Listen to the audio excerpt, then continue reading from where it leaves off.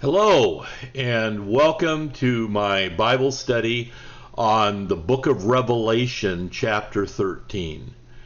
I want you to be able to understand the situation that we are facing here on the earth.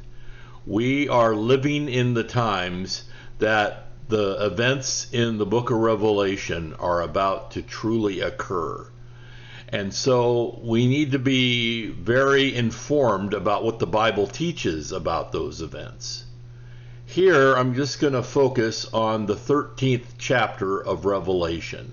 For in this chapter, we have identification of the world government at the time of the end, and of the person ruling that government, whom we refer to as the Antichrist.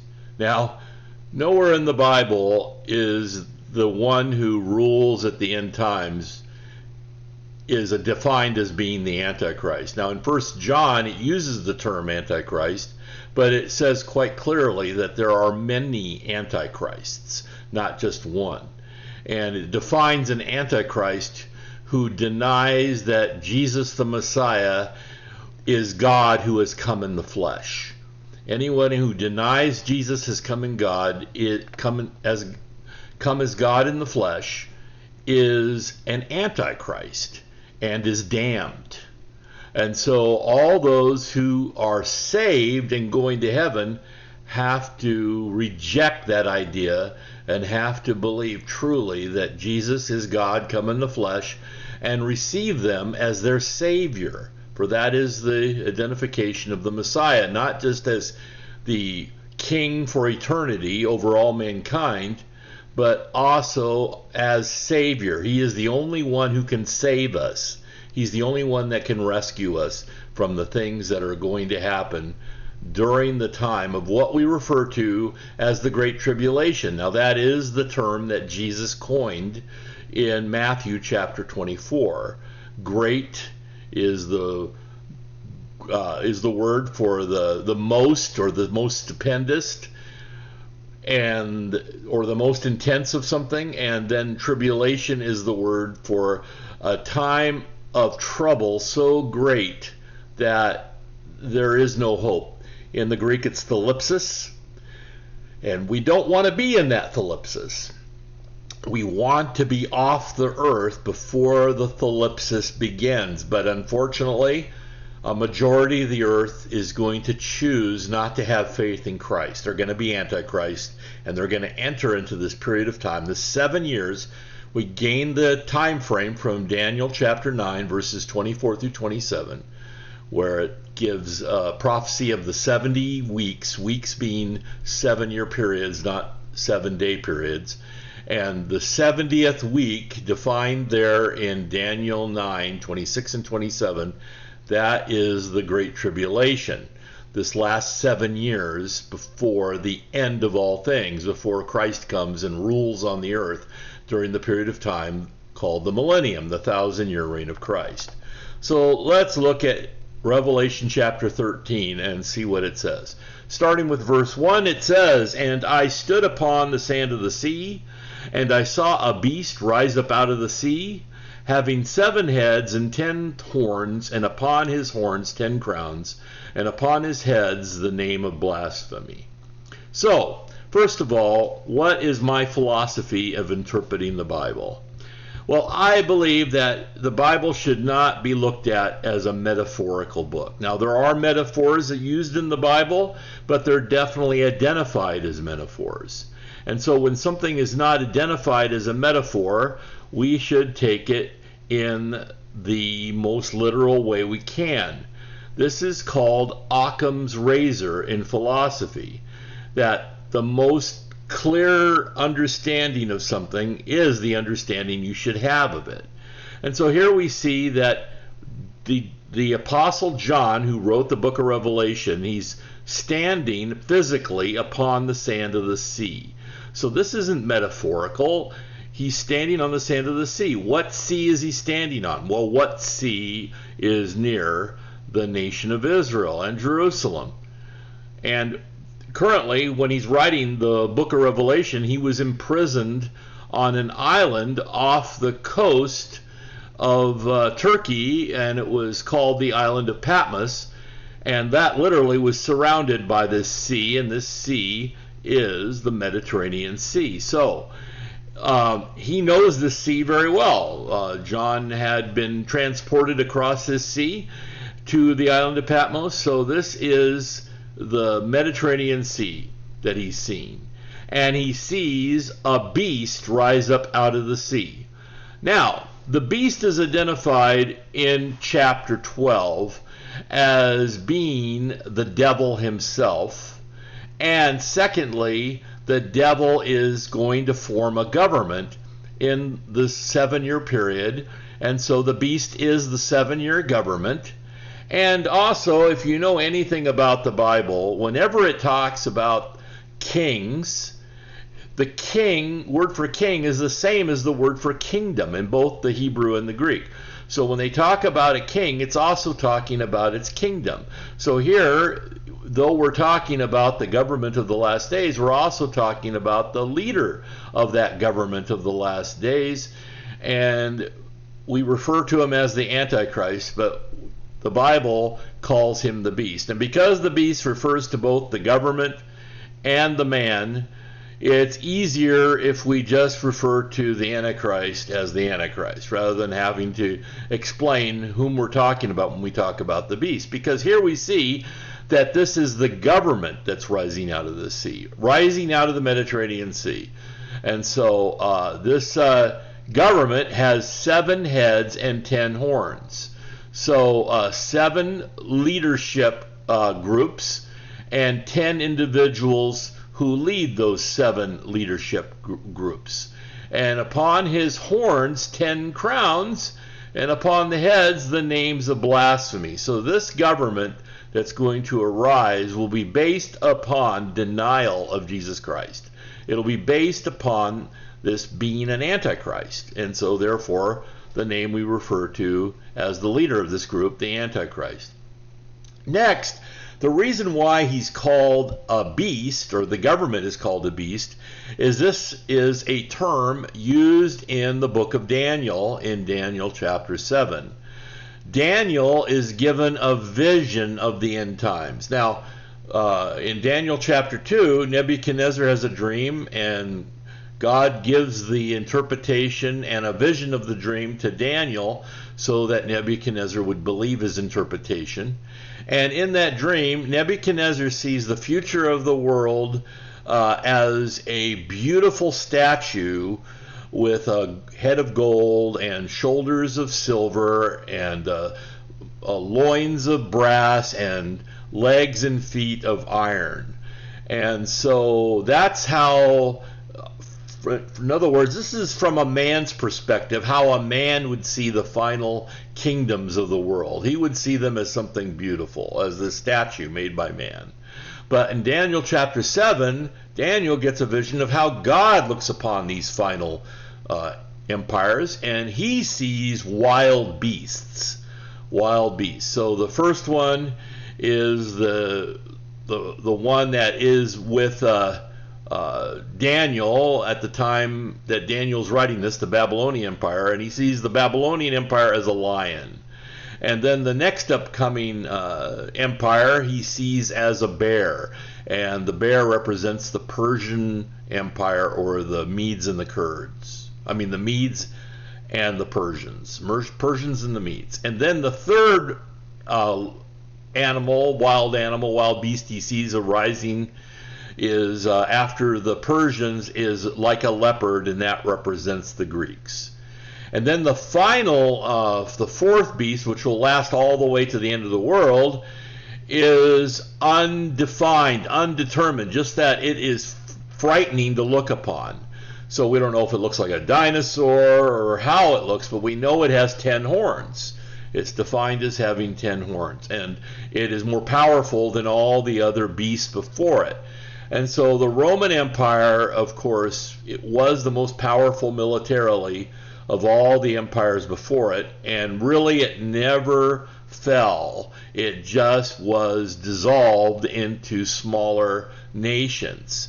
And for example, the Germans, for a long period of time, called their leader the Kaiser. And Kaiser is the literal Latin pronunciation of Caesar. Caesar is the English pronunciation, but the Latin pronunciation is Kaiser. So Kaiser refers to the fact this is the ruler of the Roman Empire.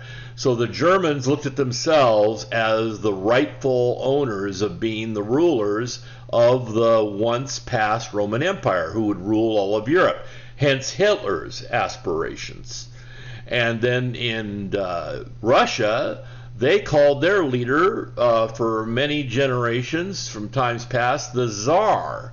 And Tsar is also the Russian word for Caesar, or as it is in Latin, Kaiser. And so the Russians saw themselves as the rightful rulers of Europe. And so the Russian Empire never ended. It just became weakened, and it is to be revived as a one world empire at the last 7-year period of the end. So that's the identification of the beast, and it's going to be divided up into 7 heads and 10 horns. Then in verse 2 it says in Revelation 13, "And the beast which I saw was likened to a leopard, and his feet were like the feet of a bear, and his mouth the mouth of a lion. And the dragon gave him his power and his seat and great authority." So the beast, this empire, this world government, he was like a leopard. And the leopard was identified as the Grecian Empire. So he's going to be like the Grecian Empire, this last beast.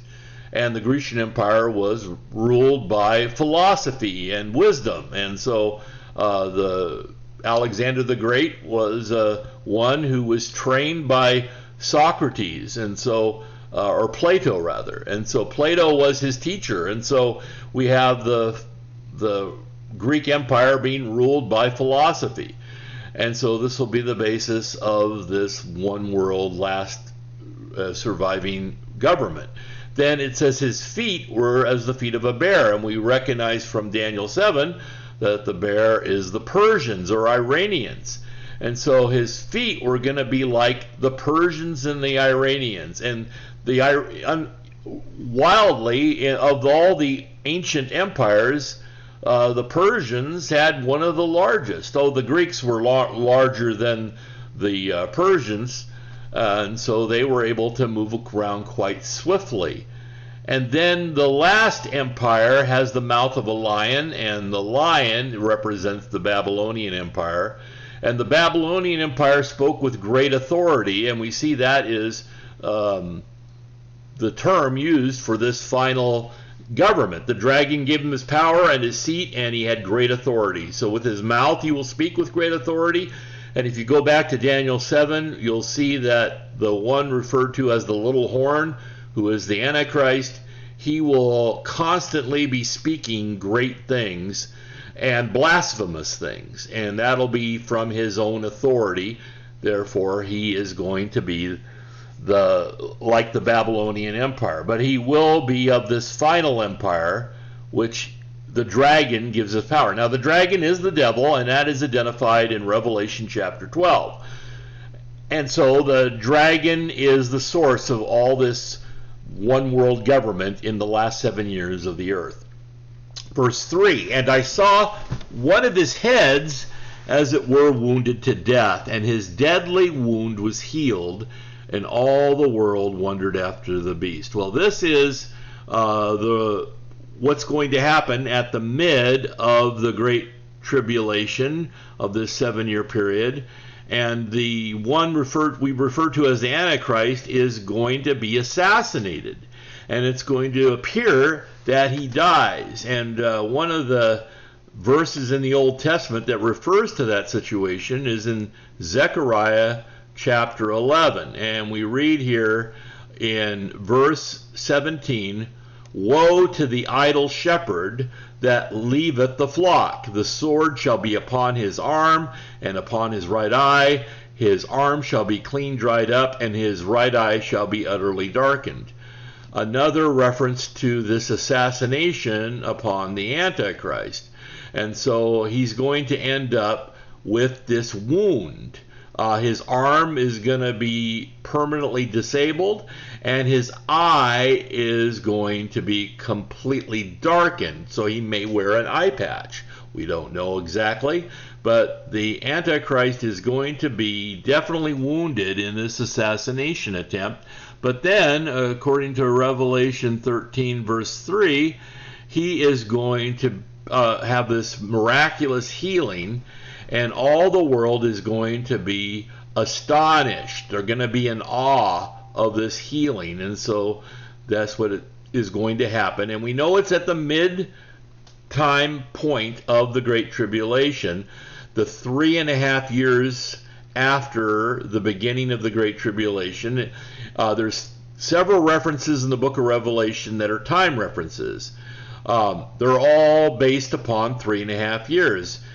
Here in Revelation, in verse 5, we see this term, and when there was given unto him a mouth speaking great things and blasphemies, and power was given unto him to continue 42 months. That's 3.5 years. So this is referring to the second half of the 7-year tribulation. And before that, he is going to have accomplished what is prophesied in both Matthew 24 and Daniel 9, that he is going to commit the abomination of desolation, where he's going to defile the holy place in God's temple. And in 2 Thessalonians chapter 2, we recognize that defilement is him declaring himself to be God. And so the Antichrist is apparently going to be assassinated at that point, because that point also is at the 3.5 year mark, which again is here in verse 5 described as 42 months, and in chapter 12 verse 6 it's described as 1,260 days, and in Revelation 2 and 3 it also is going to be referred to as 42 months and 1,260 days. Now on Revelation 12:14 it's referred to as a time, times, and half a time. Time being 1 year, times being 2 years, and half a time being 6 months. So all those different time references, 42 months, 1,260 days, and time, times, and half a time refers to 3.5 years. And that's the point that the assassination of the Antichrist is going to occur, which is going to happen concurrently with him declaring himself to be God at the abomination of desolation. But then 3 days later, he's going to appear to have risen from the dead, just like Jesus did, and so he will be taking the place of Jesus during the last half of the Great Tribulation. Therefore, Antichrist again. Verse 4, and they worshiped the dragon, which gave power unto the beast, and they worshiped the beast, saying, who is like unto the beast, who is able to make war with him? So during this last half of the Great Tribulation, Satan himself will be worshipped by the people of the earth, along with the Antichrist. They're going to know that Satan is the one whom they are worshiping, because that's what it says right here. They worship the dragon, which gave power to the beast. And they worship the beast, which here it's referring to the man, the Antichrist, rather than the government. And everyone's going to worship him by saying, who is like unto the beast, who is able to make war with him? Then verse 5 says, and there was given unto him a mouth speaking great things and blasphemies, and power was given unto him to continue 42 months, or 3.5 years. So this is the main identity, main characteristic of the Antichrist, is he has a big mouth. He's going to be speaking all the time great things and blasphemies. So that's how everyone will know this is the Antichrist, and also that he had this apparent rising from the dead. And that worshiping him will be associated with worshiping Satan, or the devil, whom they most likely will refer to as Lucifer, the light bearer, who gives mankind knowledge. And that is the same knowledge that the devil tempted Eve with at the Garden of Eden, the knowledge of good and evil. So God was keeping them from that, he said, because God knows that when you take that knowledge, you will be as God. And so that'll be the same type of temptation that the earth will have to take the mark of the beast, which we're going to read about here in just a moment. And so it says in verse 7, and it was given unto him to make war with the saints and to overcome them, and power was given unto him over all kindreds and tongues and nations. So this Antichrist figure called the beast is going to make war with the saints. Now, the word church is used in the first 3 chapters of the book of Revelation, and afterwards it doesn't refer to the church any longer. In chapter 19, the church is converted into the bride of Christ, and so we have, instead of the church, the bride of Christ through the eternity with Christ. That is how the church is transformed after it is raptured. But during the 7 years of the Great Tribulation, the church is taken off the earth. So there are going to be people apparently who are saved during the time of the Great Tribulation, but they're not called the church because the church has been taken off the earth. They're referred to as the saints or the holy ones. So the Antichrist is going to make war with these saints, people who are saved during the Great Tribulation. And unlike the church, where Jesus said in Matthew chapter 16 that the gates of hell would not prevail against the church, well, the devil, through the Antichrist, is going to be able to prevail against the saints during the Great Tribulation. That's what it says here in verse 7. In other words, all those who become saints during the time of the Great Tribulation will be killed, because that's what it says here. He's going to be able to overcome them or have victory over them. And it says here that power, the Antichrist is given power by the dragon to give him power over all kindreds, tongues, and nations. So there won't be any nation on earth that isn't underneath the power of the Antichrist. Verse 8, and all that dwell upon the earth shall worship him. All means all. That means everyone on earth will worship him. And so that's why the Antichrist will be able to overcome the saints. It is only the saints that will not worship him. So all that dwell upon the earth shall worship him, and whose names are not written in the book of life and of the Lamb slain from the foundation of the world. So the only way that you will not worship the beast is if your name is written in the book of life. And so those whose names are written in the book of life, they're going to be slain during the Great Tribulation, but they will not go to hell with all those upon the earth. Verse 9, if any man have an ear, let him hear. And that harkens back to the 7 letters to the churches in chapters 2 and 3 of Revelation. And so the idea of hearing that term, if any man have an ear, let him hear, is that most men, when they hear this, are not going to be able to interpret it. They're not going to understand. To them it will be a mystery. And so this is something you're supposed to understand. You can only understand it if you study the Old Testament.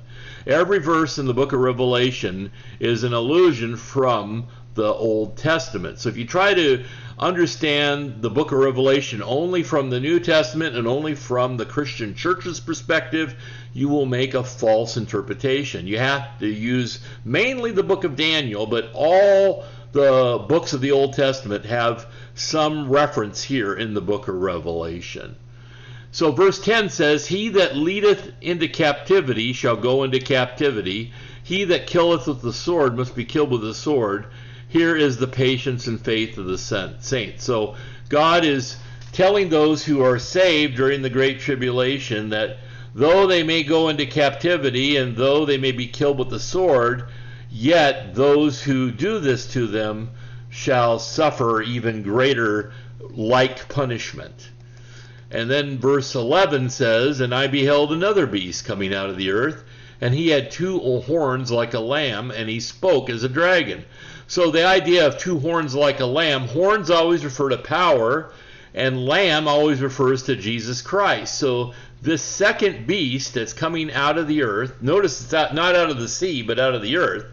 So this is a beast that has been around a long time, and it's going to be represented as a Christian because he's going to be like a lamb, but he speaks like the devil. He speaks as a dragon. Verse 12, and he exerciseth all the power of the first beast before him. So this second beast is not the Antichrist. He's going to have the power, though, of the Antichrist in his actions. And he causeth the earth and them that dwell therein to worship the first beast, whose deadly wound was healed. Another thing that's saying there is that because of the apparent resurrection from the dead of the Antichrist, that's why people will worship him. But this worship will be led by this second beast. And verse 13 says, and he doeth great wonders, so that he maketh fire come down from heaven on the earth in the sight of men. So this is referring to the fact that the second beast is going to have the power to do miracles. But the main miracle he's going to be known for is fire coming from the sky out of the heavens and burning up people on the earth.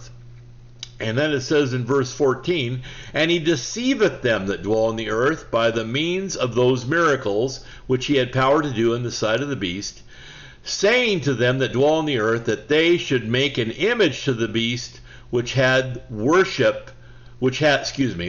wound by a sword and did live. So there's the third reference to the resurrection of the Antichrist from his wound, from his assassination. And this is the second beast's role. The second beast's role is going to be leading worship to the Antichrist. And how do they lead worship? How does he lead worship to the Antichrist?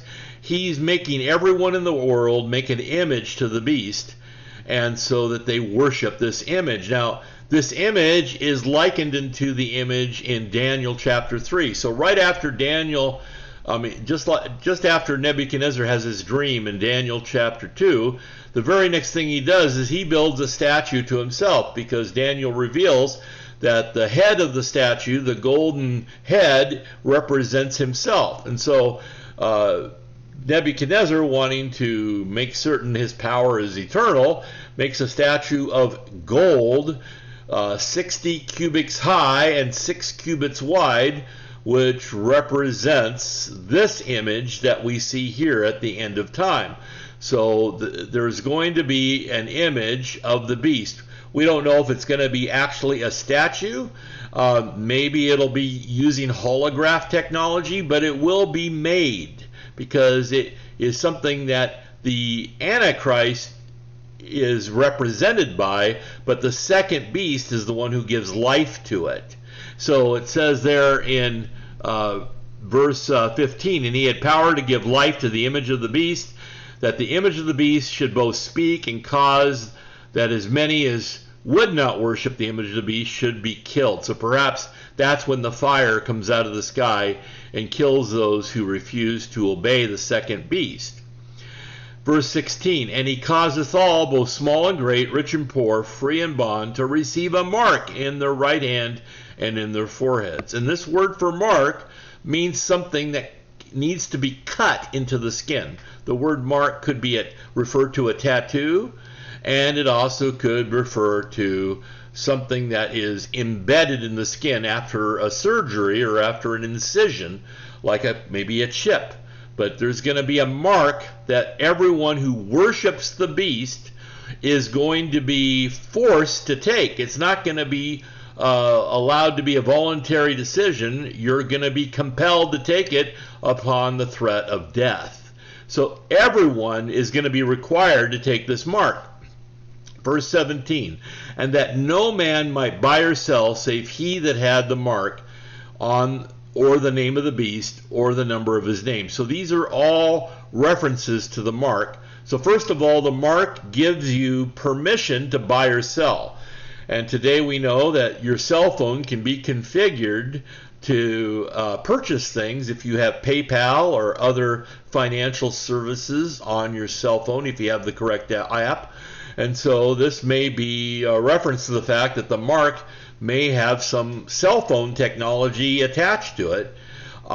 We're not certain, but it may just be some sort of computer chip in your skin, but somehow you're going to be buying or selling. So all of us who have been Christians since the 1980s remember the point when they first started using credit cards to be able to buy by putting the card into a machine at the register, or I remember when the first time I ever used a machine at a gas station to put my card into and being able to purchase my gas from that card. And we remembered this verse and we thought, boy, this is probably going to be the technology that's used at the end of time with this mark. And so we call this beast technology because it's for the worship of the beast. You have to worship the beast to get the mark, and no one who is unwilling to worship the beast will receive the mark. You will be killed. So that gives us the idea that it's some sort of computer chip by being able to buy or sell. Next, in verse 17, it says that it will be equal to the name of the beast. So something about the name of the beast will be equal to the mark of the beast. Perhaps his name will be seen on your skin after you take the chip or whatever that mark may be. Maybe you'll be able to tell that it's the Antichrist that you worship because you have his name visible on your skin. Thirdly, it says, or the number of his name. And so this is the one part of Revelation 13 that everyone speaks about, and really we have no idea what it is. Verse 18, here is wisdom. Let him that hath understanding count the number of the beast, for it is the number of a man, and the number is 666. So, the number 6 is the number of a man. On the sixth day of creation, man was created. And so 6 is always a reference to mankind, to men, to man, to women as well, because they were also part of this creation. But there's different identifications of meaning for the different numbers that we use. The number 1 refers to unity, the number 2 refers to witness, the number 3 refers to perfection, the number 4 to God's creation, the number 5 to God's grace, and the number 6 to man, the number 7 to completion, the number 8 to new beginnings, the number 9 to finality, and the number 10 to God's law. So here we have 666, 3 6s. 6 is the number of man, and 3 is the number of perfection. So this mark that you're to take will somehow be related to the fact that man will be identified as being in perfection. And if you go back again to the Garden of Eden and in Genesis 3, when Eve is tempted by the devil, she's tempted to become like God through this knowledge that Lucifer is offering her. And so somehow this number is referring to the fact that the Antichrist's message to the world is, you can be like me, you can be a god if you take this mark. So somehow this chip, this mark, this tattoo will somehow give perhaps superpowers. I just don't know. I mean, the experimenting they're doing today with genetic technology, perhaps the mark is something referring to an enhancement of our genetics like they do with the CRISPR technology. And it very well could be that the CRISPR technology at some point will be used to turn our bodies into computers themselves. As this vaccine that has recently been created is meant to, this mRNA vaccine that's being used as somehow a cure for the coronavirus. Its actual, what it actually does is it's supposed to convert your immune system into something different that can be programmed by man. It turns your body into a computer. And so perhaps that is referring to the fact that it'll be a update of this virus, of this vaccine, this mRNA technology that'll completely change our genetics and make us updated somehow, that we can be identified as God. So hopefully you find this to be useful, and please leave me a thumbs up if you like this video, and subscribe if you want to hear more about prophecy or other Bible related topics. May God richly bless.